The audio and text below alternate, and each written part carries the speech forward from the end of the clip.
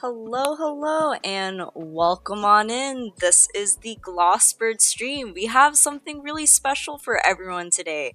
We are inviting Scythe up to stream with us, hang out, and do a little bit of a game dev interview.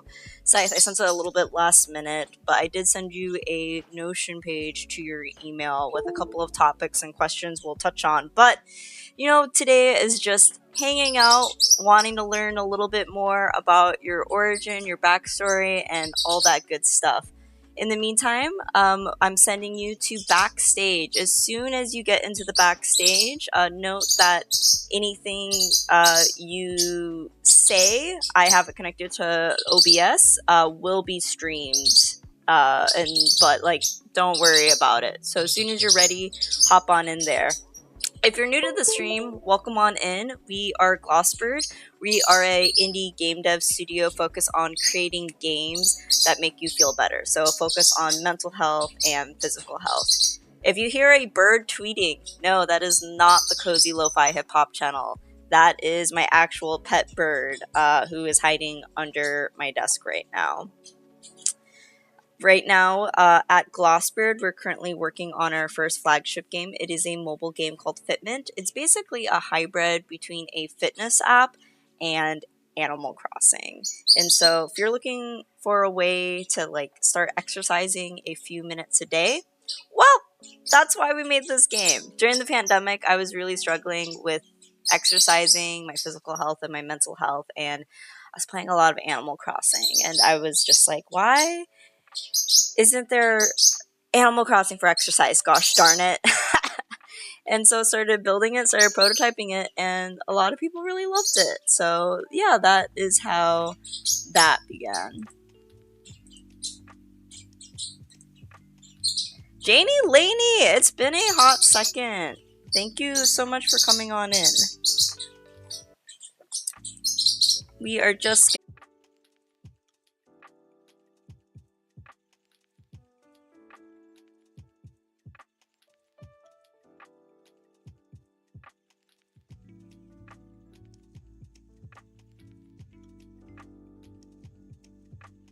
Yes, I was muted. Was I muted during my whole intro there? Oh, goodness. Okay, it was just the OBS restart. Yes, we are the most professional of all the streams. Scythe, let me know if you got that invite.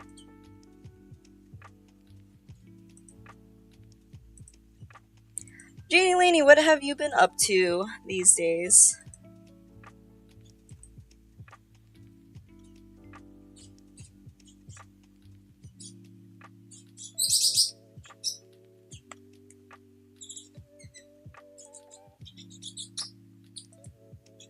Oh, Faraday, he is crazy bird. He is on my desk right now. I'm giving my computer way too much attention, and so he is climbing all over the place. I'm surprised you remember Faraday's name. That's wild. Thank you. For the other folks, Janie Laney is an amazing streamer, does a ton for the game dev community, does a lot around the Minecraft community. She is fucking awesome. And continuing the awesome, hosting the Wiggy Power leveling discussions? That's cool. I don't know the power leveling discussions. Is that an in real life conversation at an event, or is that something that's going to be streamed soon? Send me. I gotta check out and sign up. That's super cool. Wiggy is the Women in Games International organization. They are really fantastic. Monthly online. Okay. Cool. Actually, then I think I've seen some of the monthly ones before. Big moves. That's awesome. Oh, Janie, I know you also do some other stuff. I got, earlier this year, I got my septum piercing done, which was something I've been wanting to do for a while.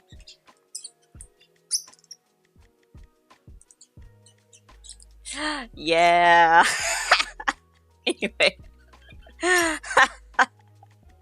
Not as exciting as what you're doing, but yeah.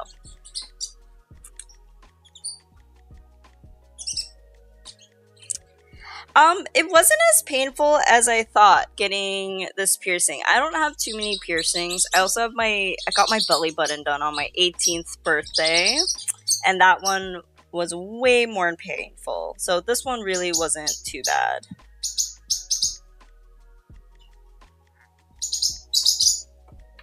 So yeah, I think the experience overall was good. I wanted to get gold. They didn't have gold, so they did a custom anodized or whatever they call it, treated this titanium one to give it kind of like a rose gold coloring because I love my warm tone hardware on my body.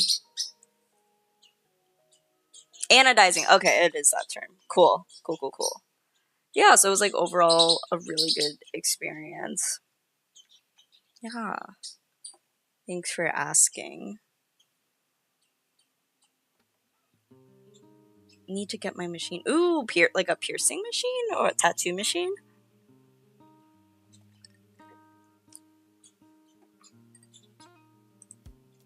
Oh, I think I just accidentally opened Unity.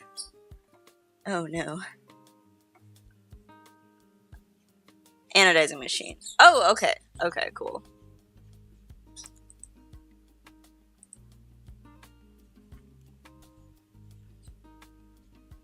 Fantastic. If you haven't been on the stream for a while, heads up, we actually updated both the playfitment.com website and updated the Glossbird website. We did a couple of tweaks on the Glossbird website last week, but did a pretty big overhaul with a rebranding about 6 months ago. You don't even want to see the old Glossbird logo. It was just like type. It was just like a font that I picked. And so we have this amazing new custom logo here. Logo type, and I'm just obsessed with our branding and how fun and vibrant everything is. And then for the Fitment website, it was more of a, I would say, like a startup style tech website, and we just wanted to make it a lot more fun and visual, and so focused more on the animations and keeping it really simple with some of the key features there. So yeah, I feel really, really good about it. Ooh, yeah, what is the main topic of your conversation? I'm learning to be a better host. I haven't done too much hosting, which is why I'm really excited to get Scythe on here in the next few minutes to do our game dev interview, to just learn how can I be a better, more active listener, ask better questions, and, have a good time. So if you have any tips on how to be a good host, let me know.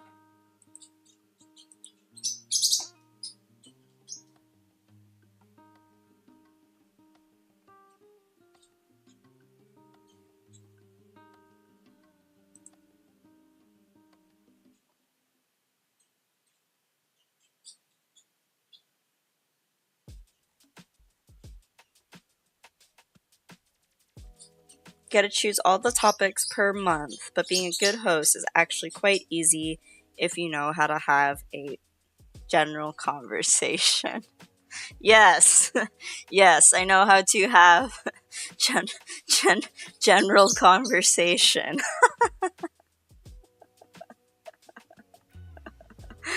Okay, it's easy. It's easy if you're Janie Laney. I understand. Have you seen that? There's like that meme of how to draw an owl. It's like start with a circle and then draw the rest of the owl. Like that's it. It's super easy. Like, yeah, that's what you just did to me. Yeah. It's okay. It's good. It's good. It's good practice for me, honestly. I'm working on it. Okay, you should have met me like 3 years ago. Actually, even before I started streaming. So I think I started streaming 2, 3 years ago. And streaming has helped me talk a lot more. And we have Scythe in the room. I'm gonna pull you in. Are you ready? Sure. Yeah. All right, let's do this. And That notion. I'll be jumping around there, but yeah, give me just a moment. I am still getting you there. Oh, you're so tiny. Hold on. So you're not going to see exactly the same view, but if you go pull up the stream on another window and mute it, you'll see Okay. kind of what we look like. But it's my face and your face. Welcome to the stream. Can you hear me okay? Yeah, I can hear you great. Yeah. Fantastic. I'll turn your volume up a little bit there. And awesome. So was it last week or 2 weeks ago? You were dropping in some like Easter egg topics about yourself, and I'm like, who is this person? I've seen you in our Twitch chat before, but I mean, Samara and I just really wanted to get the origin story and everything, because you mentioned some tech stuff. You mentioned Good Morning America. They're like, Yeah, there's a everyone lot. loves traditional media. That's the most exciting thing, right? So really excited to get you on. And if there's any topic or like, I know we got some heavy NDAs sometimes in the industry, you can just tell me a pass and we'll change topics or switch gears to something else. But really quick, or not so quick, let's dive in. Spend a couple minutes and just like tell us about who you are, what are you doing right now, how do you like to spend your time, and give us the Scythe intro. Yeah. So right now I am a studio founder, owner. So I run a global indie studio, but not specifically indie games. Indie indie in the sense of obviously independent. We're bootstrapped. We've never taken venture. We've never like we're entirely. So we do like indie software as well, which is not something you see too often. Um, yeah, and I've prior to that worked in big tech. I worked for companies like Adobe. I've worked for kind of wellness tech with the Center for Humane Technology, which you may have heard of. I've done, I've also traveled the world and lived in different countries. So I'm very like all over the place, I guess you would say. I'm a real generalist. I love having this variety of work, and I've worked in a lot of different roles in the game industry. Very cool. What looking back, maybe in your adolescence or your younger years, did you know you wanted to get into tech in games, or like how clear has this path been for you? Yeah, I mean that's without a doubt. I think when I started when I started in tech, I started just making stuff. The classic story, like you're making something, you're like 10 years old, you're working on some kind of prototype. I started making games initially, and then from there I got into tech, and I just found tech to be so easy. And I don't really know why I went back to games except for the love of it. Um, but shipping product, I love Yeah. it. And just realizing what you can do with a really small team, limited resources. Um, I think very first was working in open source software. So we're working on like products like Linux type products, software. Uh, like the classic Firefox model, where everyone around the world is working together on this project. And that really introduced me to the idea and the potential of remote work and the potential of collaborators from around the world. So that's always been the way I've tried to run my organizations and the companies I work for and the companies I found. Um, yeah, from that global perspective. But getting back to the full answer, basically games starting out, then tech. I worked for Adobe when I turned 17. Started working for Adobe. Um, Whoa, that's really young. yeah, I just hated high school. I mean, I really hated school. So I tried to get out of that as soon as possible, and into the workforce because it was so much easier. I'd rather launch a product than be in math class any day. Oh my god. Um, Wow. so Yeah. yeah, much to the chagrin of the people around me. It's not this idea of tech entrepreneurship or like going out on your own or these types of things. It really is not seen the same way in Canada as it is seen in somewhere like the Bay Area. From my perspective, like it's this idea of entrepreneurship was seen as totally insane, particularly like tech. Like that's not what we do here in Canada. Almost attitude. Really incredible differences between when I went to the Bay Area later on, and my experience growing up. I would like to dive a little bit more into that. So I'm from America. I'm from Minnesota originally, and Woo! I didn't know what the word entrepreneurship meant or like what startups were until like around 21 years old. And so yeah, how did you even like learn about this? How did you even know Adobe was hiring teenagers? Like Well, how they weren't. like yeah, I, dive in. I mean that story basically started with there was a co-op program at my high school, and they said, hey, like if you want to work for a company, and generally, like keep in mind, this is a lot of people who are like looking to do skilled trades. I mean, there are a couple tech people, but a lot of it is like IT. And I was like, yeah, I'd love to work for like a big tech company like Adobe. And I went to this networking event when I was like 15, this like tech networking What? event, and I like exchanged business cards with some guy from Adobe, and I was like, "Hey, I've got his business Wow. card. I wonder if I can, maybe get an internship here." Um, and one thing led to another, and I ended up working there through like half of high school and like a couple years after.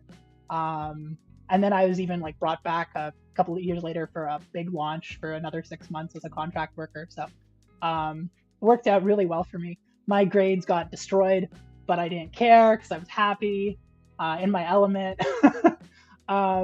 Yeah. I guess That's just seizing that opportunity.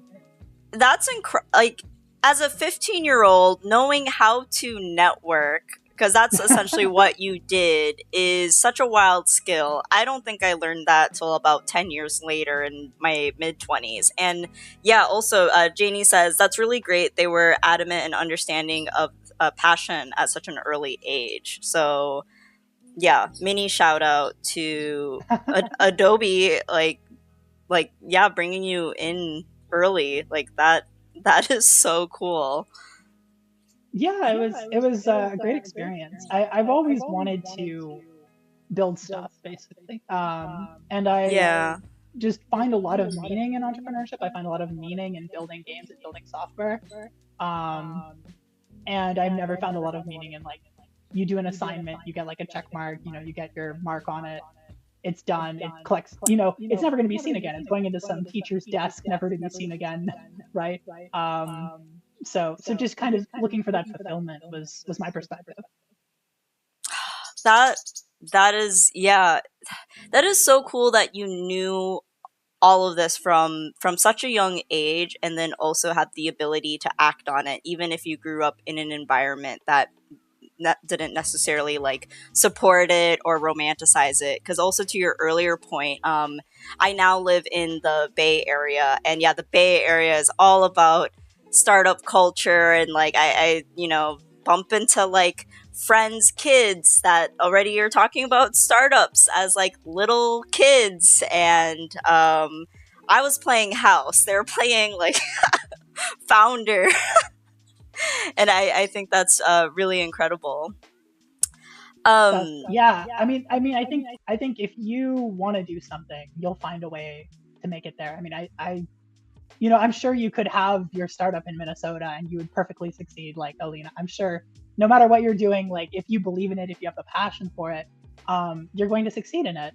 And you know, I lived in the Bay Area. I shouldn't say lived, but I, you know, spent a month in the Bay Area. Um, and yeah, the culture there is, it's incredible, like how different it is in terms of what people focus on and what people value. Um, you know, I think, you know, the classic, oh, if you're not from a tech background, you know, you should go study, become like a doctor or a lawyer, is still very much something that, at least in my experience growing up, was like what they would tell you to do instead, right? Right, right. And now I think, just in general, it's interesting to see how internet culture is actually opening up a lot of, I don't know if they're like maybe different career options. There's like that funny stat of 70% of Gen Zers want to become an influencer or a content creator, which wasn't even a possibility 10, 20 years ago. And people just like learning self-coding.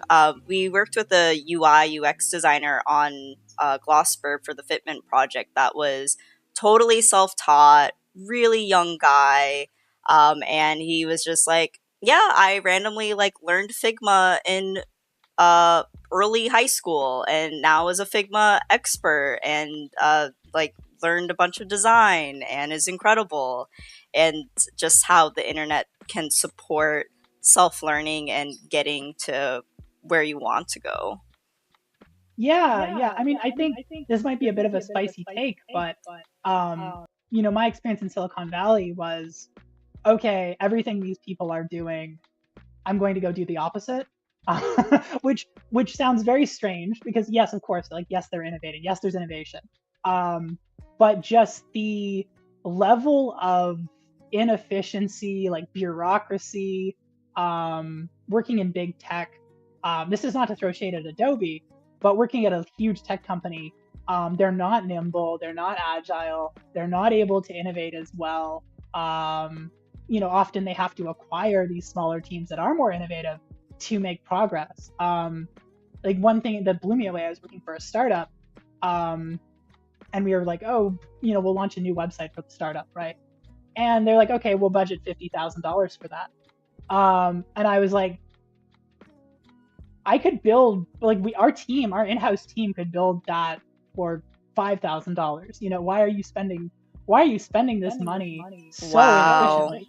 Um, and I was like, this goes for everything in development, right? Like, why would I hire people who are doing the exact same work, Mhm. um, underpay them perhaps because the area you're located in is super super expensive. You're a startup.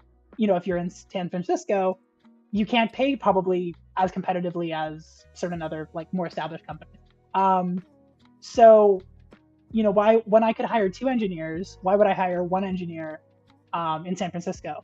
Um, that's not a popular opinion, of course. But I do think a lot about efficiency when you have these limited resources, when you're not taking venture, when you're bootstrapping, you're like, I need to make every dollar count. And that creativity you get from those constraints too. It's like, okay, we're not going to re-engineer the wheel. We're going to use existing resources, existing code bases, an existing game engine, right? And we're going to do everything you're doing at a fraction of your budget. And the satisfaction in launching a product that costs maybe 10% of what your rival product costs to make, and it's just as good, if not better. Like that's absolute dopamine, adrenaline, like so motivating to feel like you're really good at what you do. Yes, you said it was a spicy take, but I like it. I totally agree with you. Uh help me like walking through your career. So you started at Adobe and then where did you go to next? And then is your current company your first startup or not your first? Yeah. So after Adobe, I did a lot of contract work. I worked for a few different startups. The main one I worked for was a digital wellness startup. Um, if you've used any like kind of blocking apps on your phone that are designed to decrease that phone usage, to think more mindfully about those sorts of things. That was the Ooh. main product. I was director of product on that.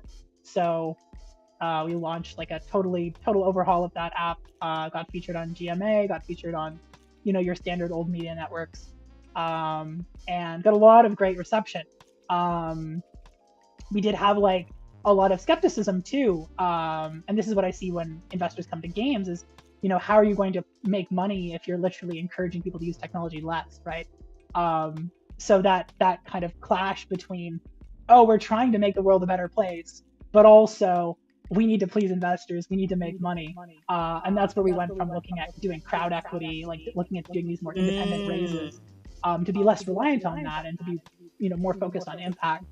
Mm. Yeah, this is technically my first startup, but in practice, I ran a lot of open source development groups. I ran a lot of teams, informal teams, game jam teams, development teams. So first technical on paper startup, but Yeah. yeah.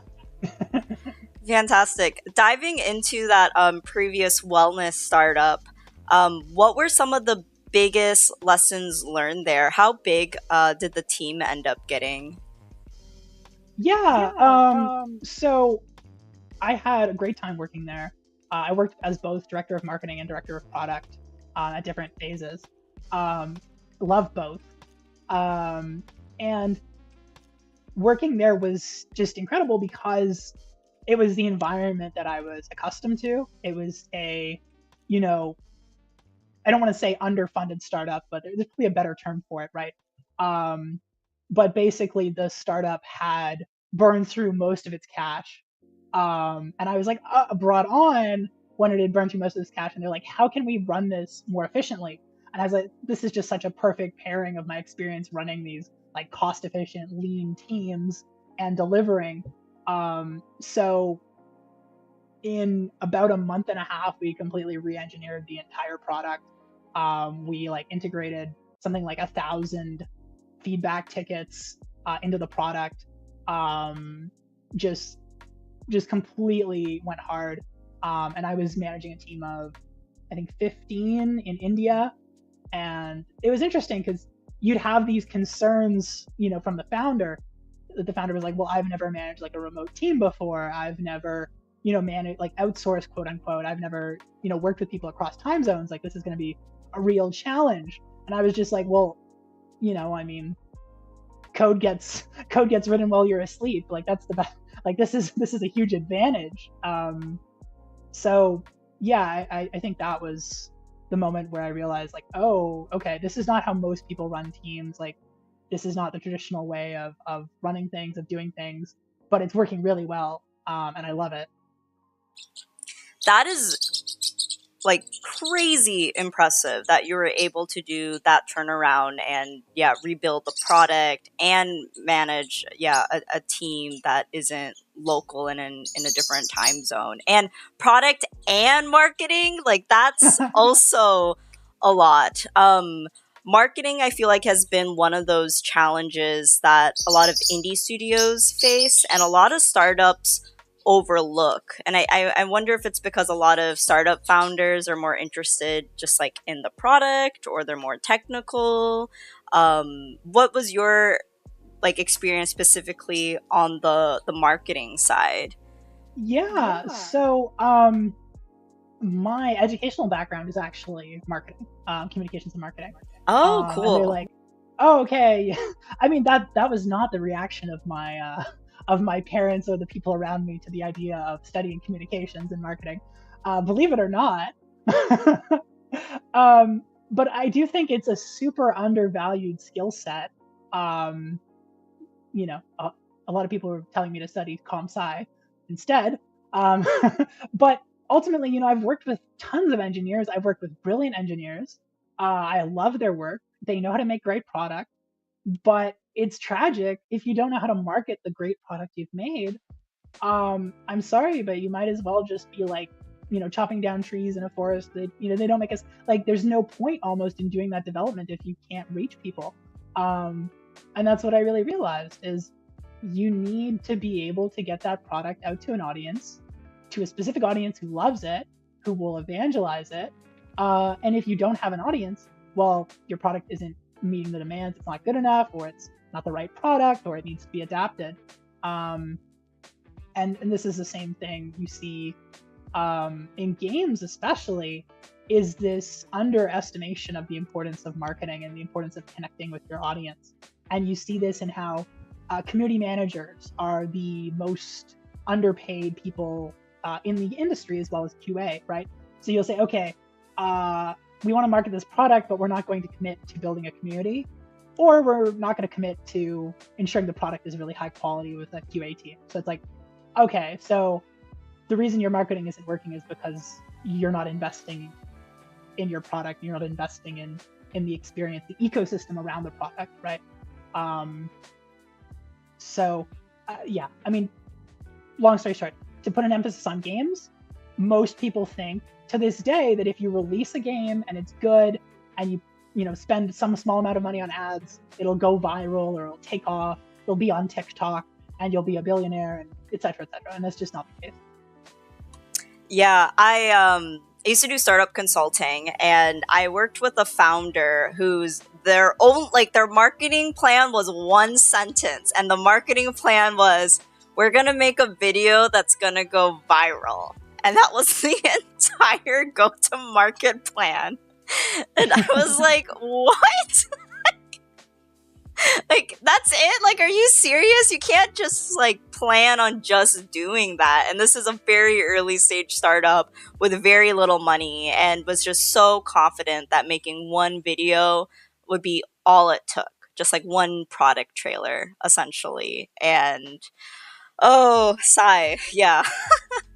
um, I want to go back. You mentioned Good Morning America. You gotta tell me about it. How did you get on the show? Were you personally in front of the cameras? What was that whole experience like? Did you do any media training? Let's dive in. So I've only, alas, I've only been in front of national TV in my own country, um, not in your beautiful land. But I do love media appearances. I really I need to brush up on my media training, but I did do media training in the past as part of my climate activism. So just appearing, being interviewed for climate change stuff. Um, but the founder actually basically just went to I'm not sure exactly how he did it, but basically he was like, look, everybody's addicted to your smartphone. You're addicted to your smartphone at GMA. We're trying to make the world a better place. We're trying to help people who are addicted to their phones. Um, and it was just this really human story, right, that connects with people. Like, you ask someone, how much time do you spend on your phone each day? Okay, you spend, let's say, 2-3 hours, right? The average American spends something like 3.5-4 hours on their phone every single day. Um, do you want to be spending all that time on your phone? And if you do, are you spending that time on things that are meaningful, like, say, a gamified fitness experience that helps you accomplish your goals? Or are you spending it on TikTok or social media? And that's a question that creates a whole bunch of other questions, creates a lot of thought, a lot of reflection. Um, and that's where we went from with all these media appearances, right? Everyone can connect to the idea of, oh no, I spent too much time on my phone. And that is a powerful message. That is a strong message and narrative, and easier to talk about and have your audience relate to. It makes me think. I was thinking of I met this one founder who was working on HR software tools, and you could just tell he didn't like what he did. And it was just like, yeah, I love HR tools so much, the efficiency, it's really exciting. And I'm like, yikes, dude. Like, that's not a great way to, like, the energy too and everything. I have to say, you are a really eloquent speaker. So. Well, thank you. I mean, I think to get your ideas across to your team members, as a producer, as a product manager, you do have to be able to sort of pitch them. You have to be able to convince these engineers why they should work on your project, your team, your company, and not some other project, right? So, my experience, I worked in enterprise software at Adobe. I worked on like what's considered some of the most boring products, business to business, nothing any consumer would ever have heard of. But we had Fortune 500 companies as our clients, and you had to make people excited about enterprise products. You have to make people excited about like things like a LinkedIn competitor, right? I think I can talk about that. Uh-oh. So yeah, they killed the project anyways. But yeah, you have to be able to communicate in a way that makes people excited about the product. And if you're building something that you're not excited about, I don't know how you can build it successfully. I don't know how you can build an amazing product if you don't care about that product. Again, that might be a little bit spicy. Not spicy at all. I agree with you. I think passion can go a long way. It makes you, I think, work more efficiently, think about things in a deeper way, and maybe work a little bit harder. Like passion goes far, and also like when you're passionate about a project, you have more empathy for the customer or whoever you're serving with it, and so I always think the design is better. Okay, I want to now start jumping into your current company. So you've had a ton of great experience. You saw what worked, what didn't work. In the very early days, what made you want to take the jump into starting your own company? What was that catalyst? I mean, it was just sort of a natural evolution. At the point when you run teams and you know what works and what doesn't, and you see, especially for me, when you see things being mismanaged, run inefficiently, right? When you see kind of, I'd say almost like reckless uses of capital, right? Where you see these, the classic like Juicero jokes, right? I'm sure you're familiar with the whole example of Yep. that, right? And you say to yourself, like, we're building a product that could utterly transform society. If we can just get people to spend an hour less on social media and an hour more on something meaningful, that could change the world, right? And here is Juicero getting tons and tons of money building a fancy juice machine, right? So I think that's the point where you say, hey, I'm better than Juicero. I'm better than Theranos, right? It's a low bar. Hey. So you just say, okay, well we're going to do that. And I know how to run things on a smaller budget than other teams. So I naturally have a competitive edge in that regard. We can ideate more. We can have a more relaxed working style if our burn rate is lower because we operate more efficiently. And we can also provide more of a work-life balance to people. We can say, hey, our team has always been remote from the very start. Before COVID, we were always like, hey, if you want to work from the beach, if you want to work from a coffee shop, if you want to, do fewer hours per week of work, as long as you're getting your work done, I don't care. I'm not saying you have to sit in the office for exactly, 40 hours a week. If you're getting your work done, that's the KPI we care about, right? But also KPI to care about is how happy are your employees? How happy are your staff? How happy are your contractors? Because happy people do good work. You don't do good work when you're exhausted from 100 hours of crunch. You do bad work. And long term, it's unsustainable. So build a sustainable team, build an efficient, cost effective team, and everybody's happy, everybody wins. Wow, there's a lot of really great stuff to unpack in what you just said. So, natural progression of you needing to start your own company. You saw the need for efficiency, but also it sounds like building that strong team culture. It is really refreshing, and maybe that's because I live in the Bay Area right now, to hear that you prioritize work-life balance and sustainability of a team. I feel like that's something that's almost even like frowned upon because, at least in this area, if you're not grinding or hustling, you're dying. I think is like what some startups founders and investors over here say. What I guess why or I want to phrase this correctly. Why is creating a healthy workplace culture so important to you? And then also, like, the decision, you said you were bootstrapping. Were there certain like moments or things, or what has guided you down this amazing path? Yeah, I mean, I think the boring answer, in terms of the bootstrapping part, is, um, as a Canadian startup, it's annoying that like accessing capital is a pain, to say the Oh least. my gosh, yes. Um, Unless you want to go through government.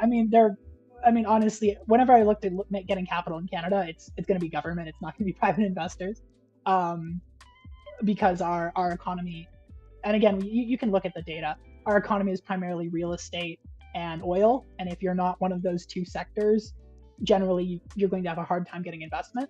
Um, Fortunately, somehow the Bay Area manages to both have overinflated real estate and tech investment at the same time, so good for them.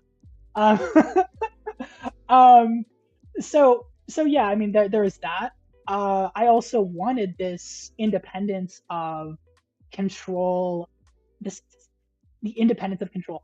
This idea that if I have, my own team and my own agency over how I manage that team, and I don't force people to crunch, and I don't force people to, you know, destroy their lives in the purpose of product, then it's easier to not take investors, because investors will often be applying that kind of pressure, unless you have really lovely investors, which I hope to have. Um, so that's that perspective, as well. There is this very much like not invented here or not coded here syndrome, right? Where, they want you to hire engineers in certain parts of the country. They want you to set up a physical office in a certain part of the country, right? They they would rather you have people in the same time zone, right? um, and all of these things, when you're sailing against all of these prevailing winds, and you're saying, no, I do not want people all to be in the same time zone, that is a foolish decision, because my Australian developer can be working when everybody's asleep, and I can have fresh code in the morning. Why on earth would I want everybody in the same time zone? That's so inefficient, right? um, and he has work-life balance, instead of having some programmers staying up super late in San Francisco. Like, just these established norms just did not work at all for me. Um, did that answer the question? I feel like there's a little bit more to that question that I might not have answered there. I mean, you actually take a really common sense approach. Like, actually work life balance could be better for business in the long term, is what you're saying. Like, you don't have to, yeah, like, why follow certain norms, just because an investor says so, or that's what the startup culture is. And so I'm glad, like, you're seeing it, and not you're not just, well, I mean, you're doing it because it's good, I think, for society and for the company and everything, but also you're saying there's a lot of common sense to it. Like, it actually is good business. Yeah, I mean, that's not my personal, touchy feely thing. This is data driven. I mean, you look at a number of organizations have experimented with 4-day work weeks, including in the game industry. We've got Mm-hmm. Eidos, for example, doing their 4-day work week program, as well as some smaller indie studios, right?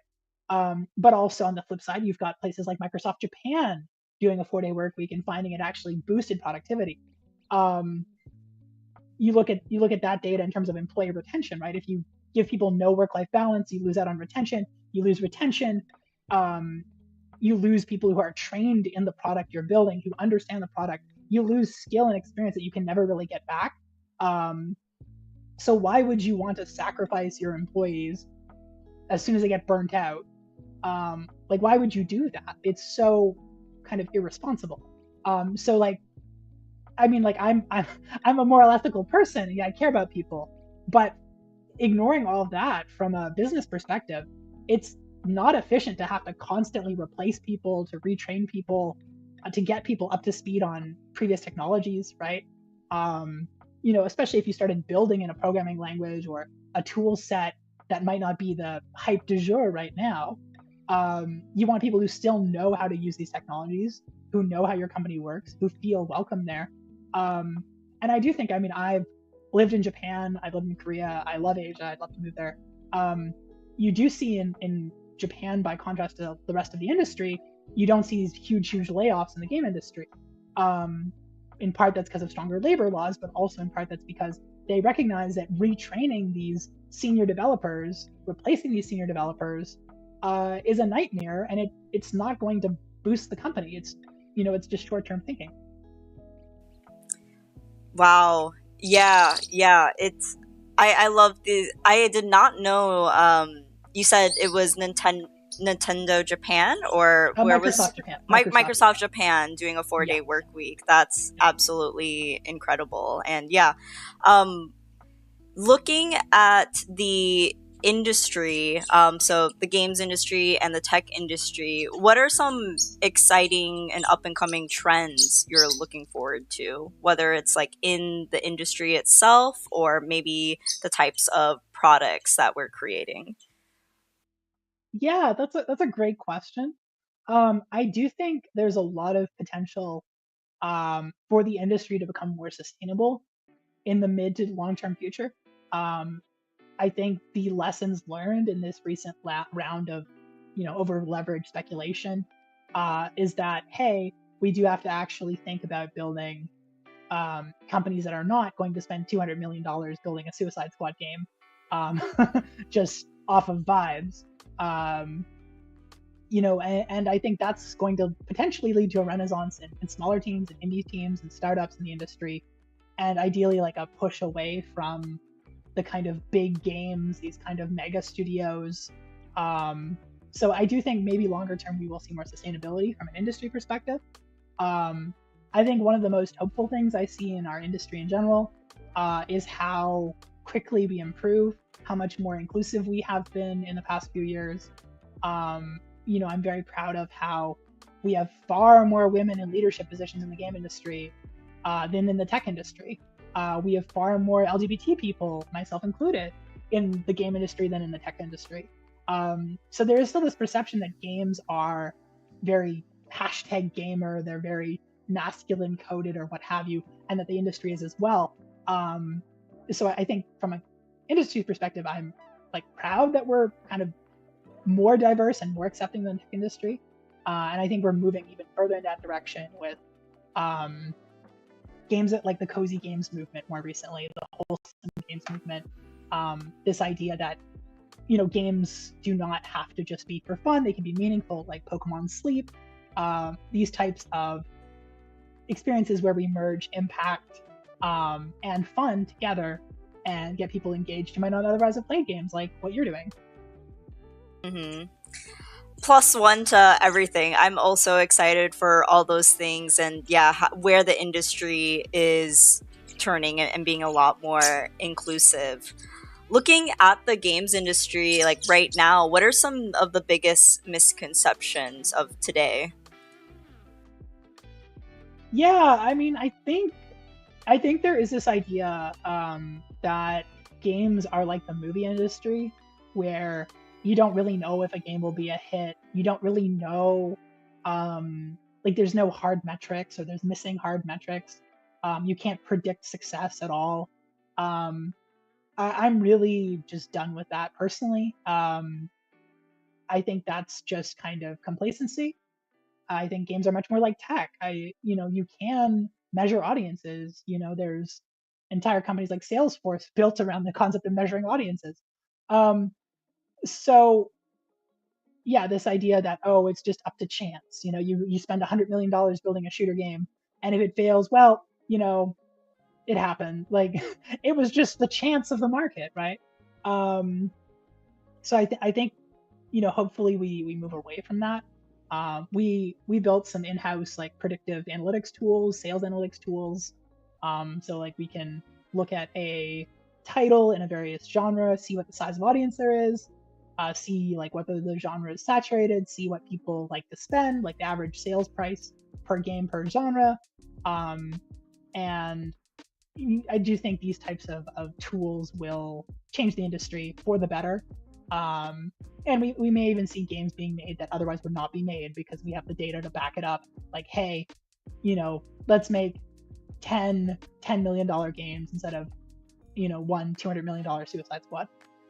And to clarify, so the misconception that video game studios or the video game industry looks like the movie industry, is that a misconception coming from within the games industry or folks outside of the industry looking at the game industry? Yeah, I mean, I do think it comes a little bit more from outside the industry. I think that can be a perspective from potential investors who are more familiar with tech, right? They see games as much more risky. I think, depending on how you look at it, games can be less risky than tech because you're following established patterns of a successful product. You're not necessarily needing to innovate as much in games. So I think that ideally we'll move past that. We'll understand that, hey, games are products more than they are a movie. That being said, movies are products too. I think there's also this clash within the industry between this idea of games as art and games as commercial products, and that's always been that tension there, right? And this idea that if you have a successful product, well, your game isn't art anymore. There's all kinds of discourse around that subject. I think measure your metrics by your players, by feedback that you get, right? If people feel like your game is financially exploitative, it probably is. And there's probably some retooling you have to do in terms of your monetization, for example. We just heads up, we are approaching the end of the hour. I don't know if you have more time to hang out. I have a couple more questions. Otherwise, we can wrap it up. Can you? Yes, we can hang out a little bit longer. Of course. Yes. Thank you so much. Love it here. Thank you so much for spending your morning and afternoon with us. We talked about it a little bit earlier with kind of your journey into tech and games. For someone right now trying to get into games or trying to get into tech, what is some of the biggest advice you would have for them? Oh, goodness. I mean, to get into games right now, I mean, spicy, but don't. That's I mean, that's not an indictment of games. It's a beautiful industry. But the economic cycle, wait for the Fed to raise interest rates. That's the boring answer. That's not the answer a young, passionate game dev wants to hear about interest rates in the Federal Reserve. But I do think, this is a moment where the funding cycle is died down a bit.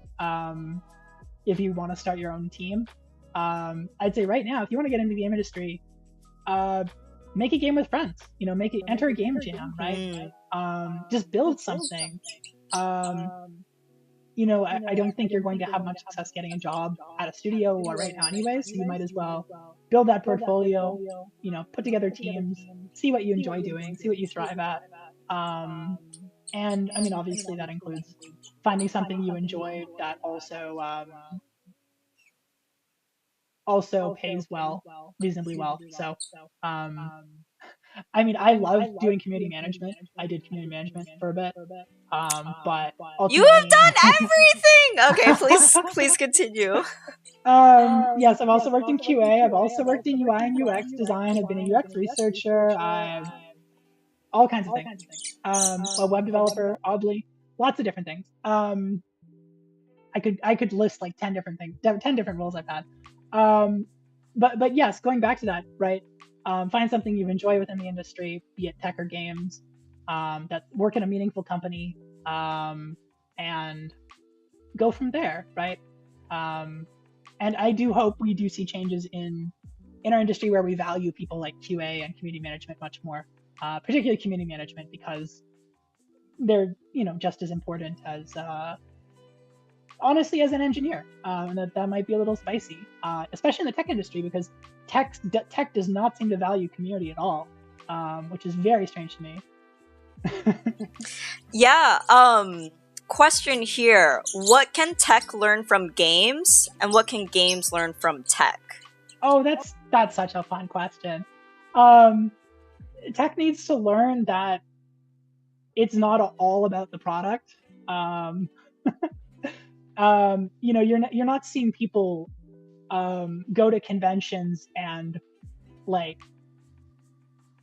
dress up as the Salesforce logo. Um, you're not seeing the kind of passion that we have for games in the tech sector for a reason, right? There's a lot of community and audience resentment, especially directed at big tech, and that's simply because that's something they just haven't addressed or they haven't really thought about. You look at how people perceive like Uber, Airbnb, like WeWork, all sorts of these companies. And it's rarely like a positive experience that people have. It's, they're just like, there's usually a lot of anger, or there's a lot of, like, oh my goodness, this is such a stupid mega company. Like they're overvalued. This is just Uber for dogs. How do they have billions of dollars? So I think that community side, that connection side, that audience side, I think of companies in the tech sector that have done well with that, I would say Duolingo is probably one of the Ooh, best yes. examples of tech learning from games, be it their product design. They use colorful characters, animations, sound, achievements, community, forums, in-person events, a mascot who dances around and threatens you with a knife if you don't complete your Spanish lessons. There's so much going on in that regard, and that's an outlier. That's the sad thing. When I was working at Adobe, I was like, hey, can we like put some sound effects in this app? Like, can we add some joy to this experience? Like, this is an enterprise software app. Like, can we add some confetti to our enterprise software? Like, this is so depressing. You want people to feel excited about the products they're using, even if they might not inherently be the most exciting product. So I think that's what tech can learn from games. I could go on for the opposite, but I want to let you. It's such a beautiful answer, and it's I actually had the same observation, which is at least with our studio Glossbird, we are trying to have like that passion and love, and run it like a game in a game studio, and build it like a game, but still pulling in the best practices from tech when it comes to being lean, capital efficient, and maybe like startup style tech more than anything. I do want to get into the flip though. What do you think games can learn from the tech industry? I think games can learn from the tech industry that they should kind of shoot for the moon, honestly. I think there's this idea that there aren't that many unicorns in games, or there can't be that many unicorns in games. I think there's this idea that if you want to be incredibly profitable, you have to focus on mobile, you have to focus on casual, you have to make a game for a non-traditional audience. And that isn't to throw shade at Glossbird. I know you're doing all those lovely things, right? But I do think that is in many ways like a prevailing narrative that a lot of teams have internalized, right? And it's like, why can't people use your software, your game, on a variety of platforms, right? Why isn't Fitment going to be available? This is an example, right? But available across a lot of different platforms and not just on mobile, right? So I do think there's these narratives that are created, right? Where if you want to build a $1 billion business, well, you can't be making games for the Xbox, right? That's like a toy for kids or something, right? So I do think there is that gap in like, hey, no, actually this has like 60 million users. This is like a multi-billion-dollar platform. Yes, you can make hundreds of millions of dollars making a perfectly normal video game. So yeah, for a traditional audience, right? And yeah, I think you look at something like Minecraft as an example of that, right? But there are a lot of other games too that are still shipping hundreds of millions of dollars of units worth of units. Now that might not be like a WeWork, but then again, you could argue, is WeWork even worth what they say they are, right? Oh no, yes. All right, game devs, did you all hear that? We're a real industry that could make lots and lots of money. Let's get our big kid pants on. We're maturing up, all that good stuff. That's a really fascinating answer. I have not thought about that before, so I'm gonna sit with that for a little bit later.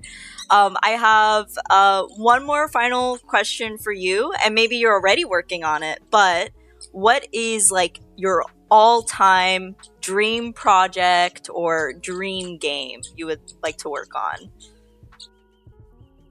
Oh, that's such an impossible question because I have so many, right? Um, You're I welcome to mean, do the top three right now. I think first of all, I have a lot of admiration for hardware startups. Is something that I've never really touched on. Um, I would love to. I have like a bunch of designs for air purifiers and air monitors, and I have this concept for this like pocketable, portable air quality monitor, just super simple, um, and like not even a screen, just use like RGB LEDs indicate air quality to cut costs, and you get this super low cost device that basically anybody can afford. And I think in the context of our growing concerns with like wildfires, climate change, these sorts of things around the world, kind of putting the ability to know whether your air is safe in the pockets of everyone. That's like a fun dream project. Um, yeah, I think other than that, um, probably like disruptive housing and healthcare products. So looking at applying the model that I use for my team and my startup to healthcare and saying, hey, it's a lot cheaper to have a virtual doctor's visit, from someone in Estonia diagnose you than someone in the United States, right? What if you could have a video call with an Estonian doctor and it's super affordable to low income Americans and it's still, pretty credible medical advice. Um, and I think, in terms of that healthcare cost being an issue affecting a lot of Americans, that would be another potential avenue. Um, I think more broadly than that, trying to disrupt the housing industry and the housing market. So things like capsule hotels, things like pod homes, things like shipping container type home products that we could just readily unpack, drop somewhere in a field.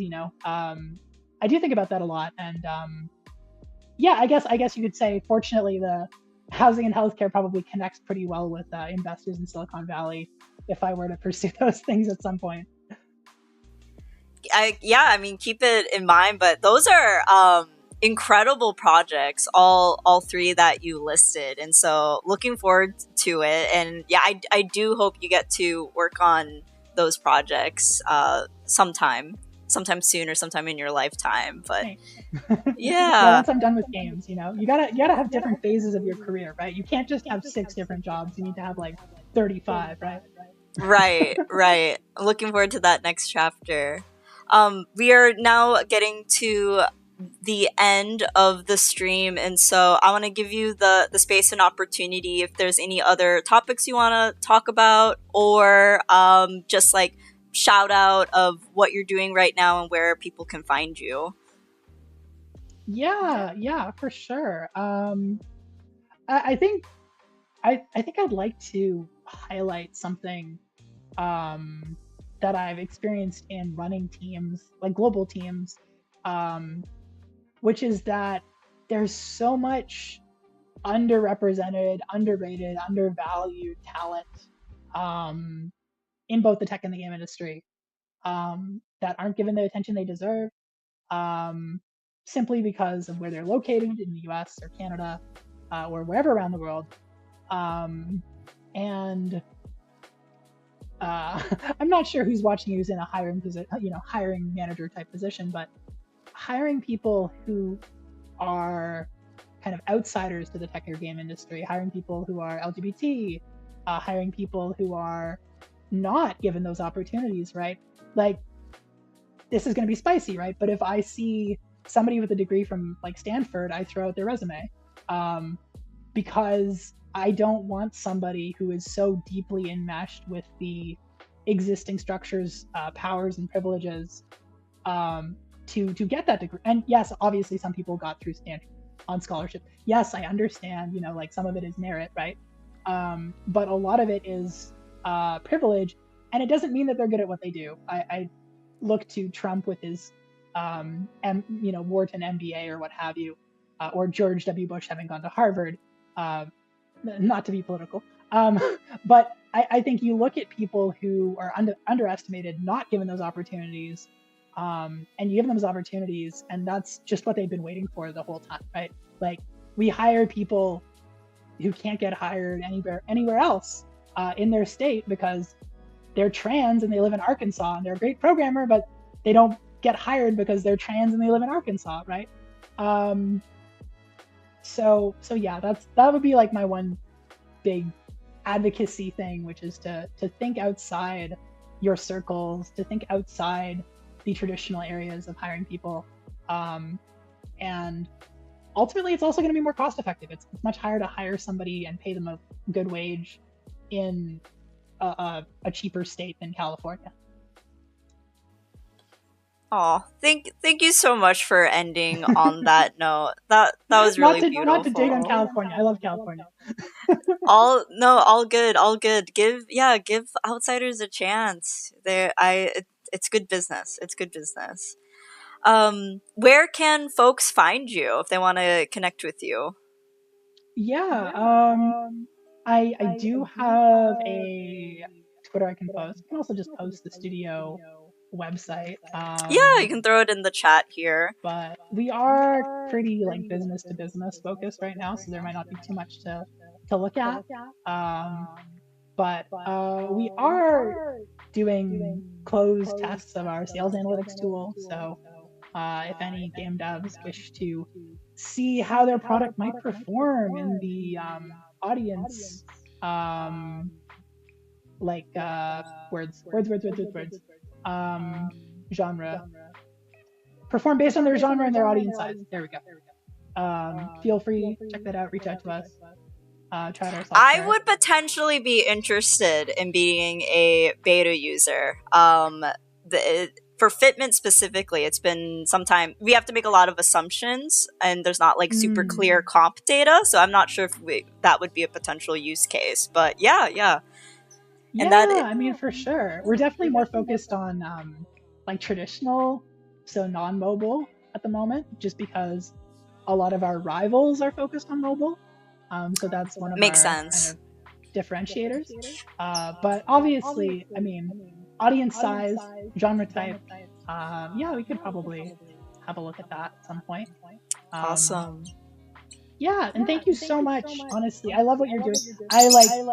Honestly, I kind of wanted to interview you this whole time. So like all these cool hardware startups and things you've worked on, like my goodness. But really appreciate you having me on here. Lovely audience. Nice and cozy. Thank you. I mean, I just randomly asked you and you jumped on, and this was all very last minute. So thank you so much for your time and sharing your words with wisdom with us. And I will reach out to you offline later with if you want the recording and all of that jazz. But yeah, it's wonderful to meet face to face, and I hope to see you around more on the interwebs. And let me know if you're ever in the SF Bay area too. Oh, for sure. I'm sure I will be. I go through there like all the time for when I go to Japan. So very cool. Yes, I also I might ring you up for pitch deck review. Just get some. Let's do it. Let's do it. Same here. All right. Thanks so much. All right. Thank you. And we'll close out here on the stream together. Wasn't Scythe like freaking amazing? They are like so fucking cool. And gosh, there's so much we weren't able to get into in the time allotted, but that was so much fun. Everybody, I hope y'all got some inspo to join games, to join tech, to stay in games, to stay in tech, and I'm just glad to see another business out there taking kind of like a similar approach to what we do, just like, you know, some of the things about being sustainable, hiring outsiders, all of that. Like, at the end of the day, the data shows that it's good business. So, like, plus one to everything that Scythe was saying here on the stream. I'm gonna go ahead and close out the stream, but thank you so much for joining us today. And yeah, we'll be back here. I think Samara and I are gonna do a game studio stream either the next few days or early next week. So we'll catch you then. All right. Thank you, everybody. Have a good day.